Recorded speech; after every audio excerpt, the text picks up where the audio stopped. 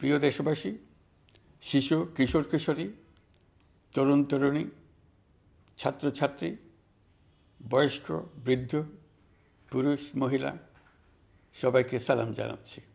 আসসালামু আলাইকুম। শুরুতেই স্মরণ করছি মুক্তিযুদ্ধের লাখো লাখো শহীদ এবং গত জুলাই আগস্ট মাসে ফ্যাসিবাদের বিরুদ্ধে ছাত্র শ্রমিক জনতার অভ্যুত্থানে নিহত সকল শহীদকে। সবাইকে জানাচ্ছি আমার সশ্রদ্ধ সালাম ও গভীর শ্রদ্ধা। আরও স্মরণ করছি তাদের, ফ্যাসিবাদী শক্তির বিরুদ্ধে লড়াই করে যারা আহত হয়েছে, পঙ্গুত্ব বরণ করেছে, চোখের দৃষ্টি হারিয়েছে, যারা 9 দফা নিয়ে দাঁড়িয়েছে, যারা 1 দফা নিয়ে দাঁড়িয়েছে, যারা দেশকে এক হিংস্র স্বৈরাচারের হাত থেকে বাঁচিয়েছে। কৃতজ্ঞ চিত্তে স্মরণ করছি আপনাদের ভাই বোনদের, আপনাদের সন্তানদের, যারা এই বিপ্লবে অংশগ্রহণ করেছে। আমরা অন্তর্বর্তীকালীন সরকারের প্রথম 100 দিন অতিক্রম করলাম। আপনারা জানেন কি কঠিন এক পরিস্থিতিতে আমাদের দায়িত্ব গ্রহণ করতে হয়েছে। ছাত্র শ্রমিক জনতার অভূতপূর্ব গণ অভ্যুত্থানের পর ফ্যাসিস্ট সরকার প্রধান পালিয়ে গেলে দেশ সরকার শূন্য হয় সাময়িকভাবে। পুলিশ প্রশাসন এ সময় সম্পূর্ণ নিষ্ক্রিয় হয়ে পড়লে উদ্বেগজনক এক পরিস্থিতির সৃষ্টি হয়। স্বৈরশাসনে বিপর্যস্ত এই দেশকে আমাদের সবাইকে মিলে পুনর্গঠন করতে হচ্ছে। জুলাই আগস্ট বিপ্লবের পর আমরা এমন একটি দেশ হাতে পেয়েছি যার সর্বত্র ছিল বিশৃঙ্খলা। স্বৈরশাসন টিকিয়ে রাখতে আইনশৃঙ্খলা বাহিনীকে জনগণের মুখোমুখি দাঁড় করিয়ে দেওয়া হয়েছিল। বিপ্লব চলাকালে প্রায় 1,500 ছাত্র শ্রমিক জনতার শহীদে মৃত্যু হয়। আমাদের সরকার প্রতিটি মৃত্যুর তথ্য অত্যন্ত যত্নের সাথে জোগাড় করছে। এই বিপ্লবে আহত হয়েছে 19,931 জন। আহতদের জন্য ঢাকার 13টি হাসপাতাল সহ বিভিন্ন বিশেষায়িত হাসপাতালে চিকিৎসার ব্যবস্থা করা হয়েছে। প্রতিদিনই তালিকায় আরও নতুন নতুন শহীদের তথ্য যোগ হচ্ছে, যারা স্বৈরাচারের আক্রোশের শিকার হয়ে এই পৃথিবী ছেড়ে চলে গেছেন। প্রতিটি হত্যার বিচার আমরা করবই। জুলাই আগস্ট হত্যাকাণ্ডের বিচারের যে উদ্যোগ আমরা নিয়েছি তার কাজও বেশ ভালোভাবে এগিয়ে যাচ্ছে। পতিত স্বৈরাচার শেখ হাসিনাকেও আমরা ভারতের কাছ থেকে ফেরত চাইব। কেবল জুলাই আগস্ট হত্যাকাণ্ডই নয়, আমরা গত 15 বছরে সব অপকর্মের বিচার করব। অসংখ্য মানুষ গুম হয়েছে, খুন হয়েছে। এই সময় আমরা গুমের তদন্তে একটা কমিশন গঠন করেছি। কমিশন প্রধান আমাকে জানিয়েছেন অক্টোবর পর্যন্ত তারা 1600 গুমের তথ্য পেয়েছেন। তাদের ধারণা এই সংখ্যা 3,500 ছাড়িয়ে যাবে। অনেকেই কমিশনের কাছে গুমের অভিযোগ করতে ভয় পাচ্ছেন, এই ভেবে যে অভিযুক্ত ব্যক্তিদের দ্বারা তারা আবার আক্রান্ত হতে পারেন, ক্ষতিগ্রস্ত হতে পারেন। আমি আপনাদের আশ্বস্ত করতে চাই, আপনারা দ্বিধাহীন চিত্তে কমিশনকে আপনাদের অভিযোগ জানান। কারো সাধ্য নাই আপনাদের গায়ে আবার হাত দেয়। গুম কমিশনের সদস্যদের কাছে ভুক্তভোগীদের যে বিবরণ আমরা পেয়েছি তা অত্যন্ত মর্মান্তিক। জুলাই আগস্টের বিপ্লবের পর ছাত্রছাত্রীরা শহর বন্দরের দেয়ালে দেয়ালে তাদের মনের কথা লিখেছে। তাদেরও আগে যারা গুমের শিকার হয়েছে প্রতিটি গোপন আস্তানার দেয়ালে দেয়ালে তারা লিখে গেছেন তাদের কষ্টের মর্মস্পর্শী বিবরণ। তাদের এইসব কষ্টের কথা শুনে আমাদের হৃদয় কেঁপে উঠেছে। এসবের সঙ্গে জড়িতদের আমরা বিচারের কাঠগড়ায় দাঁড় করাবই। অভিযুক্ত যত শক্তিশালীই হোক, যে বাহিনীরই হোক, তাকে ছাড় দেওয়ার কোনো সুযোগ নেই। কেবল দেশে নয়, গুম, খুন ও জুলাই আগস্ট গণহত্যার সাথে জড়িতদের আমরা আন্তর্জাতিক আদালতেও বিচারের উদ্যোগ নিয়েছি। ইন্টারন্যাশনাল ক্রিমিনাল কোর্টের প্রধান কৌশলী করিম খানের সঙ্গে আমার এই ব্যাপারে ইতিমধ্যে কথা হয়েছে। আইনশৃঙ্খলা রক্ষাকারী বাহিনীগুলোর কোনো সদস্য কিংবা অন্য কেউ যাতে হত্যা, গুমসহ এই ধরনের কোনো অপরাধে জড়িয়ে পড়তে না পারে, এই জন্য আমরা গুম বিরোধী আন্তর্জাতিক সনদে স্বাক্ষর করেছি। আপনারা দেখেছেন জাতিসংঘের আন্তর্জাতিক মানবাধিকার বিষয়ক হাই কমিশনার ফলকার তুর্ক সম্প্রতি বাংলাদেশ সফর করেছেন। জাতিসংঘ জুলাই আগস্ট হত্যাকাণ্ডের তদন্তে আমাদের সহযোগিতার হাত বাড়িয়ে দিয়েছে। ডিসেম্বর প্রথম সপ্তাহে তারা আমাদেরকে তাদের রিপোর্ট হস্তান্তর করার প্রতিশ্রুতি দিয়েছে। অতীতের গুমের ঘটনাগুলো তদন্ত কাজেও আমরা নিয়মিত তাদের সঙ্গে যোগাযোগ রক্ষা করে চলেছি। মানবাধিকার রক্ষায় সহযোগিতা করতে ঢাকায় তারা তাদের জনবল বাড়ানোর প্রস্তাব দিয়েছে। আমরা এই প্রস্তাব গ্রহণ করেছি। প্রিয় দেশবাসী, আমি আগেও জানিয়েছি, আবারও জানাচ্ছি, গণ অভ্যুত্থানে সকল শহীদদের পরিবারকে পুনর্বাসন করা হবে। একজনও বাদ যাবে না। সকল আহত শিক্ষার্থী, শ্রমিক, জনতার চিকিৎসার সম্পূর্ণ ব্যয় সরকার বহন করবে। আহতদের দীর্ঘমেয়াদী এবং ব্যয়বহুল চিকিৎসা এবং শহীদদের পরিবারের দেখাশোনার জন্য স্বাস্থ্য মন্ত্রণালয়ের নেতৃত্বে একটি পূর্ণাঙ্গ তালিকা প্রস্তুত করা হয়েছে। প্রতিটি শহীদ পরিবারকে সরকারের পক্ষ থেকে 30 লক্ষ টাকা দেওয়া হচ্ছে। যারা বুলেটের আঘাতে তাদের দৃষ্টিশক্তি হারিয়েছেন তাদের চিকিৎসার জন্য নেপাল থেকে কর্নিয়া আনার ব্যবস্থা করা হয়েছে এবং যাদের প্রয়োজন তাদেরকে সরকারের পক্ষ থেকে বিদেশে চিকিৎসার জন্য পাঠানো হচ্ছে। জুলাই অভ্যুত্থানের কোনো শহীদ এবং আহত ছাত্র, শ্রমিক চিকিৎসা সেবা এবং পুনর্বাসন পরিকল্পনা থেকে বাদ যাবে না। এটি অন্তর্বর্তীকালীন সরকারের অঙ্গীকার। এই গণ অভ্যুত্থানের শহীদের স্মৃতি ধরে রাখতে গঠিত জুলাই শহীদ স্মৃতি ফাউন্ডেশন বেশ পাকাপোক্তভাবে তাদের কাজ শুরু করেছে। এই ফাউন্ডেশনকে সরকার 100 কোটি টাকা অনুদান দিয়েছে। এছাড়াও জুলাই আগস্ট বিপ্লবে শহীদ পরিবারের পুনর্বাসন ও আহতদের সর্বোত্তম চিকিৎসা নিশ্চিত করার জন্য সমাজ কল্যাণ মন্ত্রণালয়ের পক্ষ থেকে $5 মিলিয়ন একটি বরাদ্দ প্রস্তাব অর্থনৈতিক সম্পর্ক বিভাগের মাধ্যমে বিশ্বব্যাংকে পাঠানো হয়েছে। পতিত স্বৈরাচার পুলিশকে দলীয় কর্মীর মতো ব্যবহার করেছে। বাধ্য হয়ে তাদের অনেকেই গণহত্যায় অংশ নিয়েছেন। খুবই স্বাভাবিক প্রতিক্রিয়া হিসেবে তারা জনরোষের শিকার হয়েছেন। এতে তাদের মনোবল অনেক কমে যায়। আমরা পুলিশের মনোবল ফিরিয়ে এনে তাদের আবার আইন শৃঙ্খলা রক্ষায় কাজে লাগানোর চেষ্টা করছি। এক্ষেত্রে অনেক দৃশ্যমান উন্নতিও হয়েছে। আইন শৃঙ্খলা রক্ষায় বাংলাদেশ সেনাবাহিনীকেও কিছু নির্বাহী ক্ষমতা দেওয়া হয়েছে, যা পরিস্থিতির দৃশ্যমান উন্নতিতে সহায়তা করেছে। আমি আপনাদের সবাইকে ধন্যবাদ জানাই। কঠিন এই সময়ে আপনারা সবাই অপরিসীম ধৈর্যের পরিচয় দিয়েছেন। ধন্যবাদ জানাই দেশের রাজনৈতিক দলের নেতৃবৃন্দকে। তারা তাদের কর্মীদের শান্ত থাকার আহ্বান জানিয়েছেন।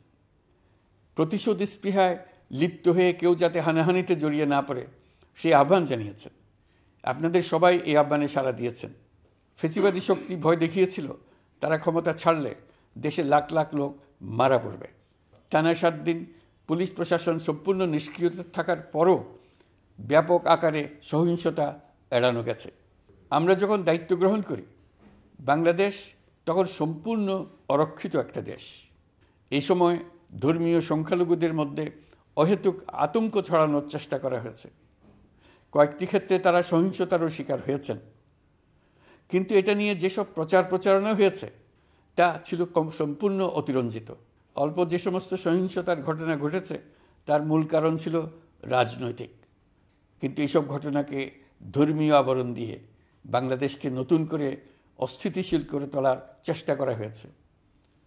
আপনাদের সবার সহযোগিতায় আমরা দৃঢ়ভাবে এই পরিস্থিতি সামাল দিয়েছি। আমাদের দায়িত্ব গ্রহণের 2 মাসের মাথায় দেশে দুর্গাপূজা উদযাপিত হয়েছে প্রায় 32,000 পূজা মণ্ডপে। দুর্গাপূজা উপলক্ষে নির্বাহী আদেশে একদিন অতিরিক্ত ছুটি ঘোষণা করা হয়, যা উৎসবের আমেজকে অনেক গুণ বাড়িয়ে দেয়। দুর্গাপূজাকে ঘিরে আমরা ব্যাপক নিরাপত্তা প্রস্তুতি নিই, যার ফলে দেশের হিন্দু সম্প্রদায় নির্বিঘ্নে তাদের উৎসব পালন করেছে। আমরা দায়িত্বে আসার পর যে অল্প কিছু ক্ষেত্রে তারা সহিংসতার শিকার হয়েছেন, আমরা তার প্রতিটি ঘটনার তদন্ত করেছি।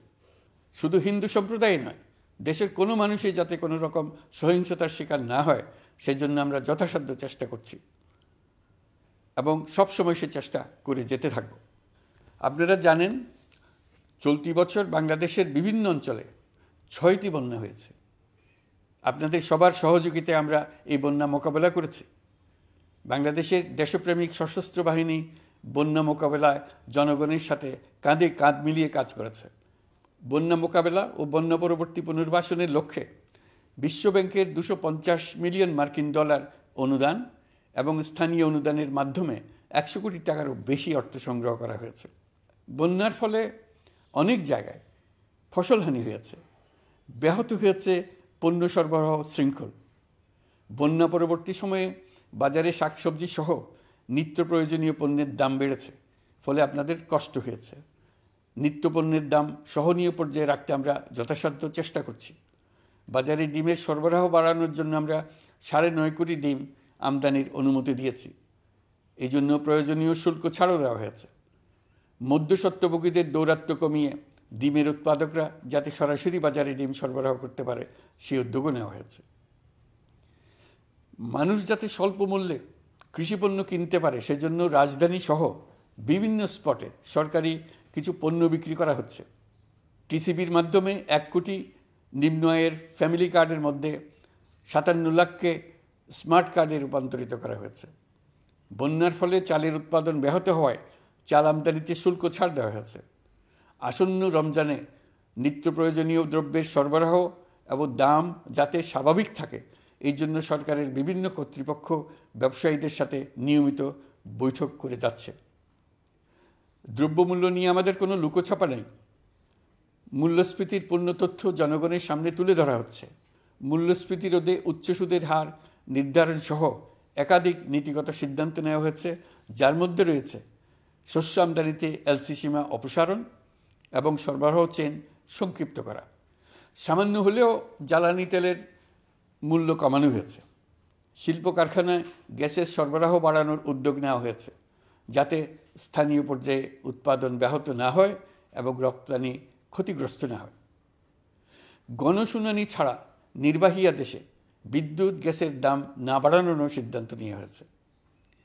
পরিবহন খাতে চাঁদাবাজি বন্ধের চেষ্টা করা হচ্ছে। আমরা আশা করি বাজারে পণ্যমূল্য কমিয়ে আনতে এটা ভূমিকা রাখবে। নেপাল থেকে পানি বিদ্যুৎ বাংলাদেশে আনার ব্যবস্থা করা হয়েছে। দৈনন্দিন রাষ্ট্র পরিচালনার পাশাপাশি আমাদের ভবিষ্যতের বাংলাদেশ বিনির্মাণের কথাও ভাবতে হচ্ছে। আপনারা সবাই জানেন আমাদের সবচেয়ে গুরুত্বপূর্ণ কাজ হচ্ছে একটি অবাধ সুষ্ঠু নির্বাচন আয়োজনের মধ্য দিয়ে নির্বাচিত সরকারের কাছে দায়িত্ব হস্তান্তর। আমরা রাজনৈতিক দলগুলোর সঙ্গে আমাদের নিয়মিত যোগাযোগ অব্যাহত রেখেছি। বিভিন্ন ইস্যুতে তাদের মতামত নিয়ে যাচ্ছি। সরকারের সিদ্ধান্ত গ্রহণে এসব মতামত অনেকাংশে প্রতিফলিত হচ্ছে। চলমান সংস্কার প্রক্রিয়ায় তাদের প্রতিটি মতামত সক্রিয়ভাবে বিবেচনায় নেওয়া হচ্ছে। আমরা আশা করছি নির্ধারিত সময়ে ডিসেম্বর-জানুয়ারির মধ্যেই সংস্কার কমিশনগুলো তাদের সুপারিশমালা সরকারের কাছে পেশ করতে পারবে। তাদের সুপারিশ নিয়ে আমরা রাজনৈতিক দলগুলোর সঙ্গে ক্রমাগতভাবে আলোচনায় বসব। সকলের ঐক্যমত্যের ভিত্তিতেই আমরা সংস্কার প্রস্তাব চূড়ান্ত করব। নির্বাচন কবে হবে এই প্রশ্ন আপনাদের সবার মনেই আছে, আমাদের মনেও সারাক্ষণ আছে।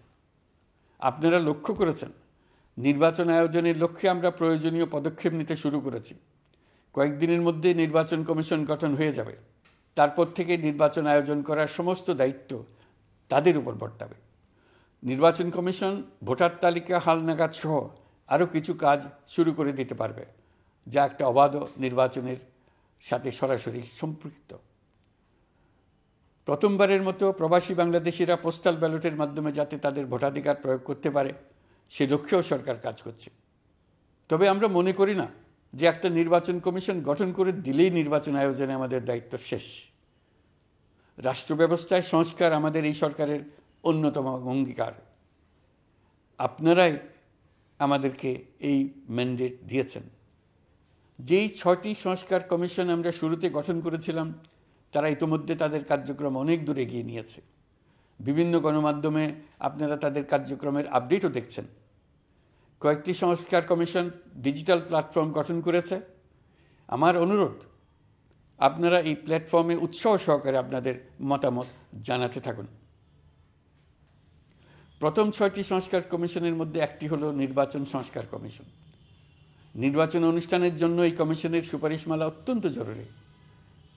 তাদের প্ল্যাটফর্মে যান, আপনার মতামত খোলাখুলিভাবে তুলে ধরুন। আপনি দেশের মালিক, আপনি বলে দিন আপনি কি চান, কিভাবে চান। নির্বাচন নিয়ে আপনাদের সকল বক্তব্য বিনা দ্বিধায় বলতে থাকুন। আপনার মনের কথা তুলে ধরুন। আমার অনুরোধ, সংস্কারের কথাটাও একই সঙ্গে বলুন। সংস্কারকে পাশ কাটিয়ে যাবেন না। নির্বাচনের কথা বলার সঙ্গে নির্বাচন ও অন্যান্য ক্ষেত্রে সংস্কারের কথাটিও বলুন। সংস্কার হলো জাতির দীর্ঘমেয়াদী জীবনী শক্তি। সংস্কার জাতিকে, বিশেষ করে আমাদের তরুণ তরুণীদের নতুন পৃথিবী সৃষ্টির সুযোগ দেবে।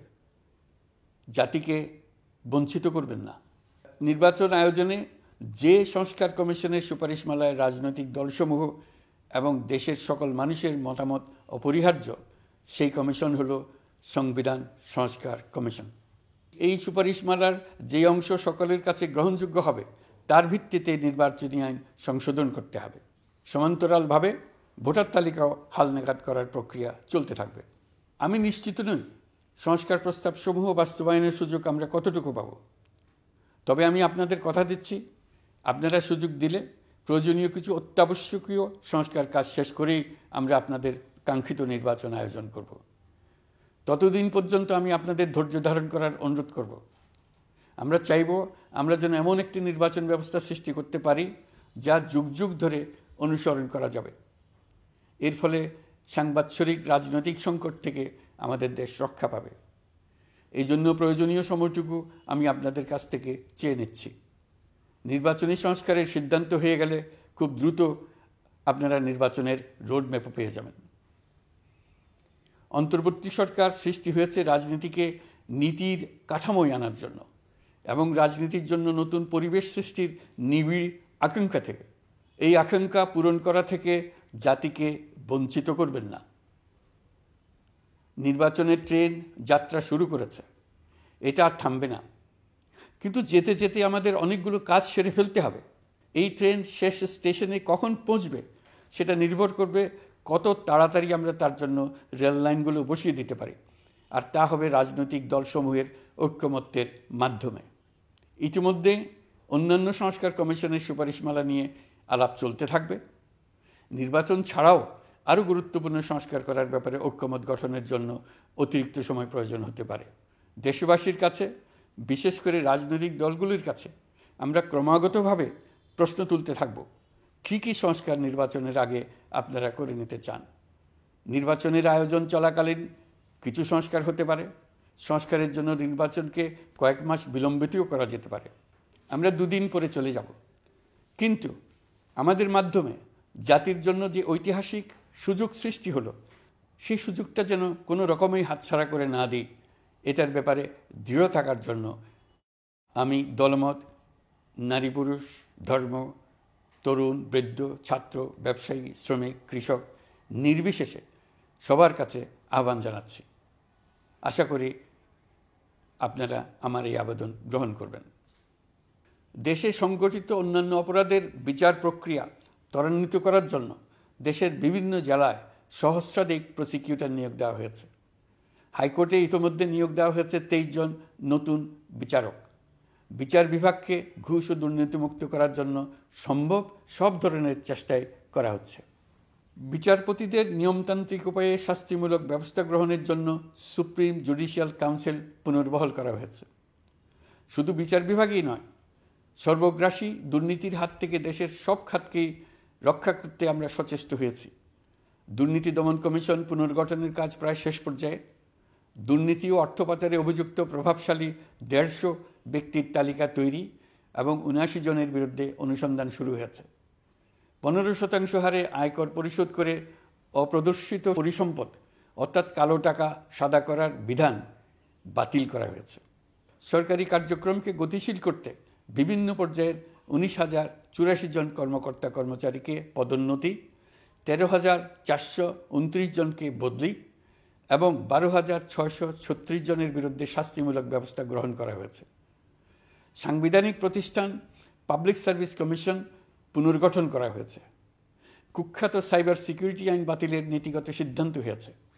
এই আইনের অধীনে হওয়া যেসব মামলা মানুষের মত প্রকাশের অধিকারের সাথে সম্পর্কিত সেগুলো প্রত্যাহার করা হয়েছে। এছাড়াও 133টি আইন বিধিবিধান তৈরি ও সংশোধন করা হয়েছে। 353টি গুরুত্বপূর্ণ নীতি নির্ধারণের সিদ্ধান্ত গ্রহণ করা হয়েছে। ছাত্রছাত্রীদের দাবি মেনে ইতিমধ্যে সরকারি চাকরির বয়সসীমা 32-এ উন্নীত করা হয়েছে। আমরা জানি আমাদের কাছে আপনাদের আরও অনেক দাবি দেওয়া আছে। দীর্ঘদিনের অপশাসন, অত্যাচার, অনাচারের ফলে আপনাদের মনে অনেক ক্ষোভ পঞ্জীভূত হয়েছে। দেশে বাক স্বাধীনতা না থাকায় আমরা কেউ আমাদের মতামত, দাবি দেওয়া প্রকাশ করতে পারিনি। আমরা আপনাদের প্রতিটি দাবির প্রতি সহানুভূতিশীল। আমরা ধৈর্য সহকারে আপনাদের কথা শুনতে চাই, কিন্তু সেজন্য আপনারা সড়ক অবরোধ করে জনদুর্ভোগ সৃষ্টি করলে আমাদের সকলেরই অসুবিধা হয়। আমাদের একান্ত অনুরোধ, আপনারা নির্দিষ্ট চ্যানেল মেনটেন করে আপনাদের দাবি দেওয়া পেশ করবেন। আমাদের বৃহৎ রপ্তানি পণ্য গার্মেন্টস শিল্পে গত কিছুদিন ব্যাপক অস্থিরতা বিরাজ করছে।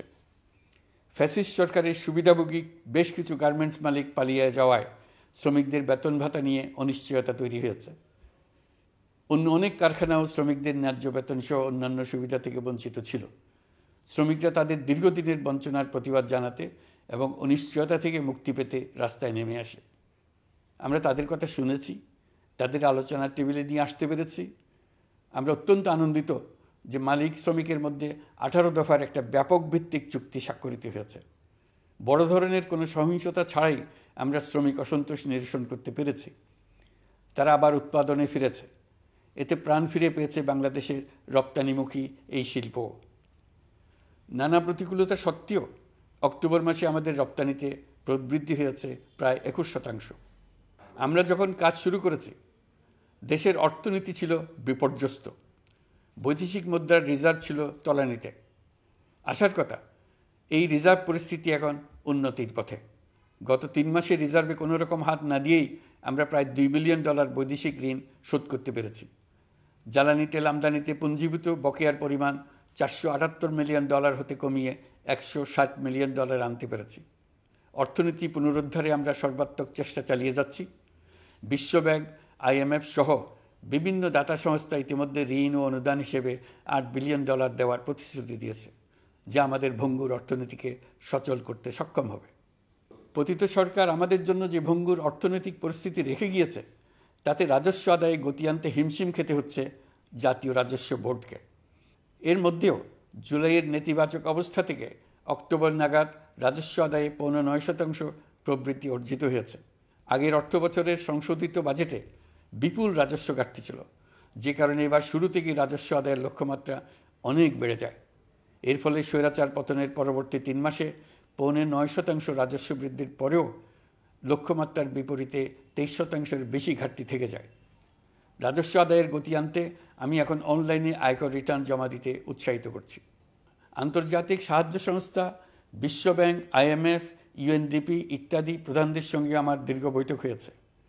তারাও বাংলাদেশকে নতুনভাবে এবং সর্বাত্মকভাবে সাহায্যের জন্য তাদের আগ্রহ ব্যক্ত করেছেন। চীনের পররাষ্ট্রমন্ত্রীর সঙ্গে একান্ত বৈঠকে চীনের পক্ষ থেকে যাবতীয় সাহায্যের আশ্বাস দিয়েছেন।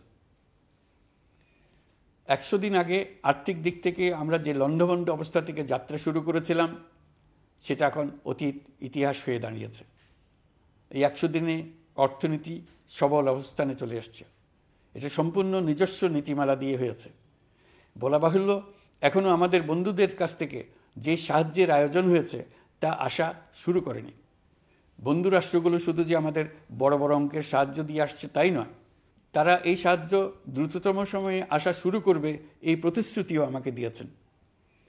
এই সাহায্য আসা শুরু করলে আমাদের অর্থনীতি অত্যন্ত মজবুত এবং আকর্ষণীয় অর্থনীতিতে পরিণত হবে। বিদেশি বিনিয়োগকারীরাও নানা রকম বিনিয়োগে উৎসাহিত হয়ে এগিয়ে আসবে। বিনিয়োগকারীদের সঙ্গে এখন থেকে আমরা আলোচনা শুরু করে দিয়েছি। বিশ্বের রাষ্ট্রপুঞ্জের মজলিসে আমরা এখন সম্মানিত এবং প্রশংসিত দেশের অবস্থানে পৌঁছতে পেরেছি। এর কারণে পরাজিত শক্তি নানা কৌশল করেও তাদের দিকে দৃষ্টি আকর্ষণ করতে পারছে না। তারা নানা চেহারা নিয়ে আপনাদের প্রিয়পাত্র হওয়ার চেষ্টা করছে। পরাজিত শক্তির ষড়যন্ত্র থেকে নিজেকে মুক্ত রাখুন, দেশকে মুক্ত রাখুন। এই ব্যাপারে অনড় থাকুন। এমন কিছু করবেন না যা তাদেরকে উৎসাহিত করতে সাহায্য করে।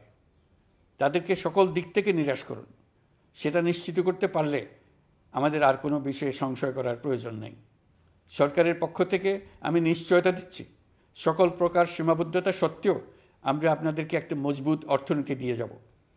ভবিষ্যতে চলার পথকে সহজগম্য করে যাব, নাগরিক অধিকারসমূহ নিশ্চিত করে যাব। বিপক্ষ শক্তি যত শক্তিশালী হোক, নাশকতার যত রকম উদ্ভট পরিকল্পনাই করুক, সব কিছু নস্যাৎ করার জন্য প্রস্তুত থাকুন।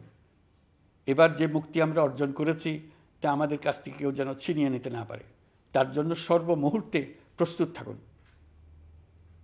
আপনারা জেনেছেন পতিত সরকার ও তার দোসররা প্রতি বছর দেশ থেকে 12 থেকে 15 বিলিয়ন ডলার পাচার করেছে। দুর্নীতি বিরোধী সংস্থা ট্রান্সপারেন্সি ইন্টারন্যাশনাল বাংলাদেশ সম্প্রতি এই তথ্য দিয়েছে। পাচার হয়ে যাওয়া এই অর্থ ফিরিয়ে আনার জন্য সম্ভব সকল ধরনের উদ্যোগ আমরা গ্রহণ করেছি। এই কাজে সফল হতে পারলে আমাদের অর্থনীতি আরও গতি পাবে। এই কাজে আমরা বিভিন্ন আন্তর্জাতিক সাহায্য সংস্থার সাহায্য দিচ্ছি। আমি ধন্যবাদ জানাতে চাই বিশ্ব নেতৃবৃন্দকেও। বাংলাদেশের এই সংকটময় সময়ে তারা প্রায় সবাই সহযোগিতার হাত বাড়িয়ে দিয়েছেন। আমি যখন সেপ্টেম্বরে জাতিসংঘের সাধারণ পরিষদের অধিবেশনে যোগ দিই, সে সময় মার্কিন যুক্তরাষ্ট্র, European Union, Canada, Italy, Holland, জাতিসংঘের মহাসচিব সহ বিশ্বের অনেক দেশের সরকার প্রধানের সঙ্গে আমার বৈঠক করার সুযোগ হয়। তারা স্বতঃস্ফূর্তভাবে আমাদের প্রতি সর্বাত্মক সহযোগিতা প্রদানের অঙ্গীকার ব্যক্ত করেছেন। নেপাল, মালদ্বীপ, পাকিস্তান সহ প্রতিবেশী বেশ কয়েকটি দেশের সরকার প্রধানের সঙ্গে আমার বৈঠক হয়েছে, যেখানে আমি সার্ককে পুনর্জীবিত করার কথা বলেছি। দেশে ফিরে আসার পর এসব দেশের রাষ্ট্রদূতগণ যারা ঢাকায় আছেন, স্বতঃপ্রবৃত্ত হয়ে আমার সঙ্গে দেখা করে তাদের সরকার প্রধানদের অঙ্গীকার পুনর্ব্যক্ত করে গেছেন। তারা সম্পূর্ণ নতুনভাবে আমাদের জন্য সহায়তার নতুন ছক তৈরি করার কাজ শুরু করেছেন। যেসব রাষ্ট্রদূত দিল্লিতে অফিস করেন, তারা দিল্লি থেকে এসে দেখা করে গেছেন। ইউরোপিয়ান ইউনিয়নের 20 দেশের 20 জন রাষ্ট্রদূত দিল্লিতে থাকেন, 7 দেশের 7 রাষ্ট্রদূত ঢাকায় আছেন। দিল্লি থেকে একসঙ্গে 20 জন রাষ্ট্রদূত সহ মোট 27 রাষ্ট্রদূত সমবেতভাবে আমার সঙ্গে বৈঠক করার জন্য আগামী কয়েকদিনের মধ্যে ঢাকায় আসছেন। আগে কখনো ইউরোপিয়ান ইউনিয়নের 27 জন রাষ্ট্রদূত একত্র হয়ে সরকারের সঙ্গে আলোচনায় বসেনি। দিল্লি থেকে এই বিশাল সংখ্যক রাষ্ট্রদূত একসঙ্গে বৈঠক করার জন্য কোনো দিন আসেনি। এবার এই কাজটি করার পেছনে আছে ইউরোপিয়ান ইউনিয়নের সমর্থন প্রকাশ করা এবং অর্থনৈতিক ক্ষেত্রে উচ্চ পর্যায়ের সহযোগিতা গড়ে তোলা। ইতিমধ্যে আমার সঙ্গে দেখা করেছেন সৌদি আরব, সংযুক্ত আরব আমিরাত, ব্রাজিল, তুরস্ক, রাশিয়া, ফিনল্যান্ড, সিঙ্গাপুর, লিবিয়া সহ অনেক দেশের রাষ্ট্রদূত। দ্বিপাক্ষিক নানা সহযোগিতা সহ বাণিজ্য বিনিয়োগ বৃদ্ধির আশ্বাস তারা দিয়েছেন। আমরা প্রবাসী বাংলাদেশিদেরও বেসরকারি খাতে বিনিয়োগ করার জন্য আহ্বান জানাচ্ছি। বাংলাদেশের অর্থনৈতিক উন্নয়নে তরুণদের কর্মসংস্থানের মূলে রয়েছে বেসরকারি খাত। আমাদের বিনিয়োগ বোর্ডের নির্বাহী চেয়ারম্যান 2 শতাধিক বেসরকারি প্রতিষ্ঠানের প্রধান নির্বাহী, উদ্যোক্তা ও বিনিয়োগকারীর সঙ্গে পৃথক পৃথকভাবে বৈঠক করেছেন। নীতির ধারাবাহিকতার অভাব, সরকারি বেসরকারি পর্যায়ে মত বিনিময়ের অভাব, সরকারি অফিসের জটিল প্রক্রিয়া এবং সর্বোপরি দুর্নীতি বিদ্যমান বিনিয়োগকারীদের সমস্যায় ফেলেছে। বিনিয়োগকারীদের উদ্বেগ নিরসনে আমরা অনেকগুলো কাজ করেছি। ইতিমধ্যে সত্যিকারের ওয়ান স্টপ সার্ভিস চালু হয়েছে। বিনিয়োগ সংক্রান্ত চ্যালেঞ্জ সমাধানে আন্তঃমন্ত্রণালয় কমিটি গঠন করা হয়েছে। বেসরকারি খাতের উপদেষ্টা কাউন্সিল ও ডিজিটালাইজেশনের মাধ্যমে সরকারি অফিসে না এসে প্রয়োজনীয় কর্মসম্পাদনের পদক্ষেপ নেওয়া হয়েছে। বিনিয়োগ উন্নয়ন সংস্থা আমাদের অগ্রগতির বিষয়ে সবাইকে মাসিক ভিত্তিতে আপডেট করে যাচ্ছে। আমরা প্রবাসীদের কল্যাণে কাজ করছি। আমার অনুরোধে সংযুক্ত আরব আমিরাত সাজাপ্রাপ্ত 57 জন সহ অন্যান্য বাংলাদেশিকে মুক্তি দিয়েছে। এইসব বাংলাদেশি যাবজ্জীবন কারাবাসের ঝুঁকি নিয়ে ফেসিবাদের বিপক্ষে প্রতিবাদ করেছিল। বাংলাদেশিরা এরকম প্রতিবাদ আরও অনেক দেশেই করেছেন। আমরা তাদের প্রতি কৃতজ্ঞ। কয়েকদিন আগে বাকুতে সংযুক্ত আরব আমিরাতের প্রেসিডেন্ট জনাব শেখ মোহাম্মদ বিন জায়েদ আল নাহিয়ানের সঙ্গে আমার কথা হয়েছে। তাকে বাংলাদেশের পক্ষ থেকে ধন্যবাদ জানিয়েছি। তিনি বলেছেন বাংলাদেশের জন্য যে কোনো সাহায্য লাগলে আমি যেন তাকে জানাই। প্রবাসীদের কল্যাণে আমাদের সরকার সম্ভব সব ধরনের উদ্যোগ গ্রহণ করে যাচ্ছে। আপনারা জানেন মালয়েশিয়ার প্রধানমন্ত্রী আনোয়ার ইব্রাহিম সম্প্রতি বাংলাদেশ সফর করেছেন। 18,000 বাংলাদেশি যারা সব ধরনের আনুষ্ঠানিকতা মেনে চলার পরেও স্বৈরাচারী সরকারের অব্যবস্থাপনার জন্য মালয়েশিয়া যেতে পারেন নাই, তিনি তাদের জন্য মালয়েশিয়ার দ্বার আবার উন্মুক্ত করার আশ্বাস দিয়েছেন। এই লক্ষ্যে আমরা কাজও শুরু করেছি। আপনারা জেনে থাকবেন মালয়েশিয়া আগামী বছর দক্ষিণ পূর্ব এশিয়ার আঞ্চলিক সহযোগিতা সংস্থা আসিয়ানের চেয়ারম্যানের দায়িত্ব নিতে যাচ্ছে। আমরা ইতিমধ্যে আসিয়ানের সদস্যপদের জন্য আবেদন করেছি। মালয়েশিয়ার প্রধানমন্ত্রী আমাদের আবেদন সক্রিয়ভাবে বিবেচনার আশ্বাস দিয়েছেন। একই ধরনের আশ্বাস আমরা পেয়েছি ইন্দোনেশিয়া থেকেও। ইন্দোনেশিয়ার পক্ষ থেকে সে দেশে রাষ্ট্রীয় সফরে যাওয়ার জন্য আমাকে অনুরোধ করেছে। সৌদি আরব সহ বিশ্বের আরও অনেক দেশ আমাদের সঙ্গে সহযোগিতা বৃদ্ধির প্রস্তাব দিয়েছে। প্রথমবারের মতো ওআইসি সদর দপ্তরে আমরা স্থায়ীভাবে রাষ্ট্রদূত নিয়োগ দিয়েছি। তুরস্কের রাষ্ট্রপতি রিসেপ তাইয়েপ এরদোগানের সাথে আগে আমার টেলিফোনে আলাপ হয়েছে। এবার COP29 সম্মেলনে গিয়ে তিনিও তার স্ত্রীর সঙ্গে অত্যন্ত অন্তরঙ্গ পরিবেশে আলোচনা হয়েছে। বাংলাদেশের প্রতি তার বিশেষ সমর্থনের কথা তিনি বারবার প্রকাশ করেছেন। তুরস্কের একটি বাণিজ্য প্রতিনিধি দল ইতিমধ্যে বাংলাদেশ সফর করেছে। তুরস্ক এদেশের সঙ্গে অর্থনৈতিক সম্পর্ক উন্নয়নের জন্য টার্কিশ ইনভেস্টমেন্ট অথরিটি বা তিকা একটি অফিস ঢাকায় স্থাপনের জন্য ঘোষণা দিয়েছে। এর মাধ্যমে তুরস্কের বিনিয়োগ ও বাণিজ্য বৃদ্ধির উদ্যোগ নেওয়া হবে। এ উদ্দেশ্যে চলতি মাসে একটি উচ্চ ক্ষমতা সম্পন্ন দল তুরস্ক থেকে বাংলাদেশে আসছেন। প্রিয় দেশবাসী, নতুন হজ প্যাকেজ ঘোষণা করা হয়েছে। তাতে হজের ব্যয় 1 লাখ টাকারও বেশি কমিয়ে আনা হয়েছে। পাশাপাশি আমরা এই সিদ্ধান্ত গ্রহণ করেছি, এই বছর সরকারি খরচে কাউকে হজে পাঠানো হবে না। আমরা নতুন বাংলাদেশকে একটা পরিবেশ বান্ধব এবং জীব বৈচিত্র্যময় দেশ হিসেবে গড়ে তোলার উদ্যোগ নিয়েছি। এটি তরুণদের আকাঙ্ক্ষা, আমাদের সবারই আকাঙ্ক্ষা। সেই লক্ষ্যে আমি প্রথমেই একটি ক্ষুদ্র পদক্ষেপ নিয়েছি। সমগ্র সচিবালয়ে প্লাস্টিকের পানির বোতল ব্যবহার নিষিদ্ধ করেছি। ইতিমধ্যে সুপার শপগুলোতে পলিথিনের শপিং ব্যাগ ব্যবহার বন্ধ করার উদ্যোগ নেওয়া হয়েছে। গত কয়েক দশকে যে পরিমাণ নদী দূষণ হয়েছে, আমরা তা বন্ধ করার উদ্যোগ নিয়েছি। আপনারা সবাই অবগত আছেন, জলবায়ু পরিবর্তন আমাদের জীবনযাত্রার জন্য কীরকম হুমকি হয়ে আসছে। গত 1 বছরে বাংলাদেশ প্রায় 15টি প্রাকৃতিক দুর্যোগের শিকার হয়েছে। মানুষের সৃষ্ট নানাবিধ দুর্যোগের পাশাপাশি এসব প্রাকৃতিক দুর্যোগের বিপক্ষেও আমাদের লড়তে হচ্ছে। আজারবাইজানে জলবায়ু সম্মেলনে বিশ্ব নেতৃবৃন্দকে আমি আমার উদ্যোগের কথা জানিয়েছি। সেখানে জাতিসংঘের মহাসচিব, ইউরোপ, এশিয়া, আফ্রিকার অনেক সরকার প্রধানের সঙ্গে আমার দেখা হয়েছে। যতটুকু আলাপ আলোচনা সম্ভব হয়েছে, আমি সবার কাছে জলবায়ুর প্রতিকূল প্রভাব মোকাবেলা সহ গণতান্ত্রিক উত্তরণের পথে বাংলাদেশের অগ্রযাত্রায় সহযোগিতা চেয়েছি। তারা সবাই সহযোগিতার অঙ্গীকার করেছেন। গত 100 দিনে আমরা অনেক কল্যাণমূলক কাজ করেছি, যা এখানে স্বল্প পরিসরে বর্ণনা করা সম্ভব নয়। আমাদের সরকার স্বচ্ছতা ও জবাবদিহিতায় বিশ্বাসী। তাই আমি সরকারের সকল মন্ত্রণালয়কে নির্দেশ দিয়েছি তাদের নিজ নিজ কাজের বিস্তারিত বিবরণ নিজেদের ওয়েবসাইট ও সামাজিক যোগাযোগ মাধ্যমে প্রকাশ করার জন্য। আমি আমার দপ্তরকেও বলেছি সরকারের সব কাজের বিবরণ যাতে জনগণ জানতে পারে, এই জন্য যেন প্রয়োজনীয় পদক্ষেপ নেওয়া হয়। এই সরকারকে ব্যর্থ করার জন্য, অকার্যকর করার জন্য বিশাল অর্থে বিশ্বব্যাপী এবং দেশের প্রতিটি স্থানে, প্রতিটি প্রতিষ্ঠানে এক মহাপরিকল্পনা প্রতি মুহূর্তে কার্যকর রয়েছে। তাদের একটি বড় প্রচেষ্টা হচ্ছে আমাদের মধ্যে বিভেদ সৃষ্টি করা। পতিত সরকারের নেতৃবৃন্দ যারা এদেশ থেকে বিপুল পরিমাণ অর্থ পাচার করে নিয়ে গেছে, সেই অর্থে বলীয়ান হয়ে তারা দেশে ফিরে আসার জন্য চেষ্টা করে যাচ্ছে। তাদেরকে কিছুতেই সফল হতে দেবেন না। তারা সফল হওয়া মানে জাতির মৃত্যু, জাতি হিসেবে আমাদের অবসান। সাবধান থাকুন। তাদের সকল হীন প্রচেষ্টাকে আমাদের ঐক্যের মাধ্যমে নস্যাৎ করে দেন, যেভাবে নস্যাৎ করেছিলেন তাদের বন্দুকের গুলিকে, তাদের আয়নাঘরকে, প্রতি পায়ে তাদের অনাচারের শিকলকে। এ ব্যাপারে সবাই একমত থাকুন, ঐক্যবদ্ধ থাকুন। আপনারা সবাই ভালো থাকবেন। দেশের সকল শিশু, কিশোর কিশোরী, তরুণ তরুণী, ছাত্রছাত্রী, বয়স্ক, বৃদ্ধ, পুরুষ, মহিলা সবাইকে আমার সালাম জানাচ্ছি। আসসালামু আলাইকুম। মহান আল্লাহ আমাদের সহায় হন। খুদা হাফেজ।